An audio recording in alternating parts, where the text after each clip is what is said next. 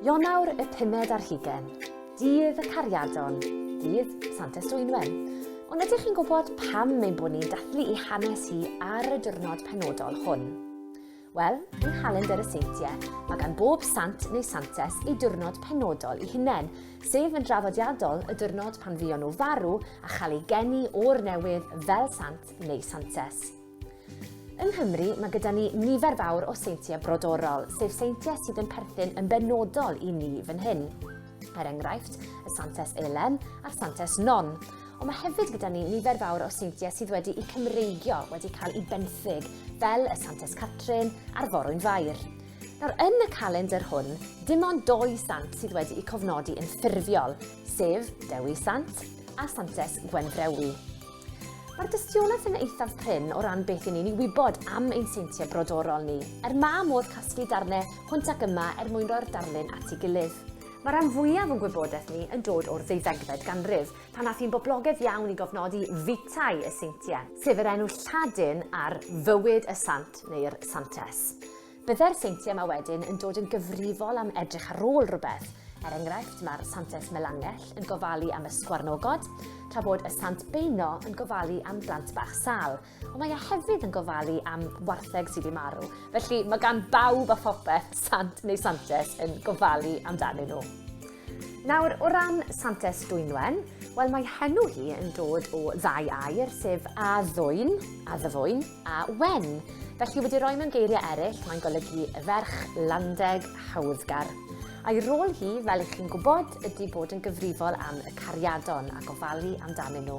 Mae stori wreiddiol hi yn bell o fod yn un rhamantus, sydd falle chydig bach yn annisgwyl am un sydd yn gyfrifol am gariad. Wedi gweud na, mae'n rannu nifer o nodweddion tebyg a straeon santesau eraill, sef bod nhw'n derbyn sylw o'n nhw ddim eisiau gan ddyn, a wedyn bod nhw'n rhedeg bant ac yn troi'n lleian am weddill i hos. Felly, Dwynwen.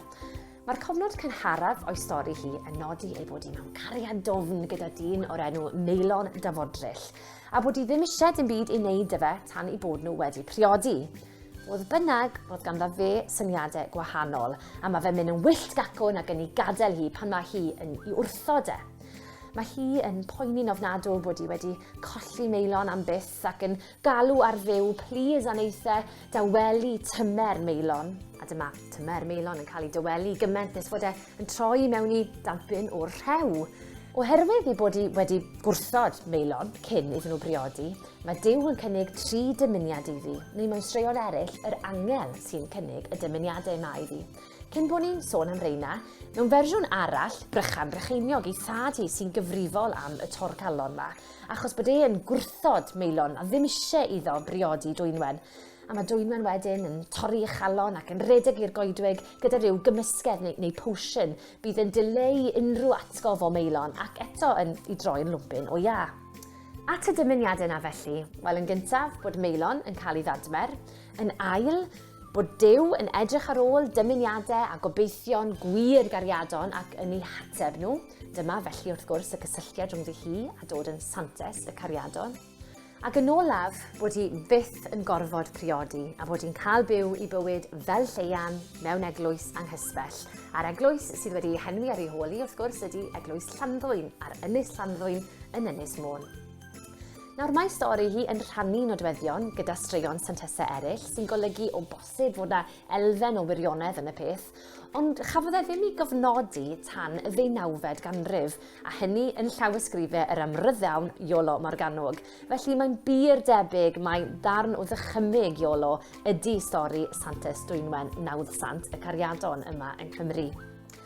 Wedi gweud hynny, mae yna dystiolaeth sy'n dangos bod Dwynwen fel person wedi bodoli go iawn. Mae'n cael ei chofnodi yn yr ache fel un o ferched Brychan Brycheiniog, un o'r 24 merch oedd ganddo fe a 10 o feibion. Mae sôn amdani hefyd fel un sy'n gyfrifol am gariad yn un o gerddi Dafydd ap Gwilym o'r 4edd ganrif ar 10, lle mae Dafydd yn galw ar Ddwynwen i fynd i roi neges i'w gariad Morfydd. Mewn cerdd arall o'r 15fed ganrif, mae Dafydd Trefor yn cyfeirio ati yn gweud bod wedi bod ar bererindod i'r dŵr sanctaidd yn y ffynnon gerllaw i hanesu. Nawr, Traddodiad arall sydd wedi datblygu o'r dŵr sanctaidd yma yw fod y llyswennod neu'r pysgod arbennig sy'n nofio yna yn gallu darogan ffawd cariadon. Mae'n debyg os bydden nhw'n nofio un ffordd, bod popeth yn mynd i fod yn iawn, ond os ydyn nhw'n mynd y ffordd arall, wel, falle well gadael y berthynas honno. Chwedl arall sydd wedi datblygu yw os bydde'r dŵr yng Nghrochan Llanddwyn gerllaw yn berwi os byddech chi yn mynd yno i ymweld ag yna byddech chi'n siŵr o brofi gwir gariad a lwc dda i chi. Bydd bynnag am darddiad stori Dwynwen, mae dros hanner canrif bellach yma yng Nghymru ers i'r cerdyn gyntaf gael ei chyhoeddi. A felly, mae'r diwrnod hwn wedi cymryd tipyn o amser i fagu statws yn ein calendra ni. Ond dwi ddim yn siŵr amdano chi, dwi'n sicr yn credu bod hynny wedi newid. A dwi wir yn gobeithio byddwch chi'n rhannu stori Santes Dwynwen heddi ac yn rhannu y cariad, achos mae angen hynny heddi yn fwy nag erioed.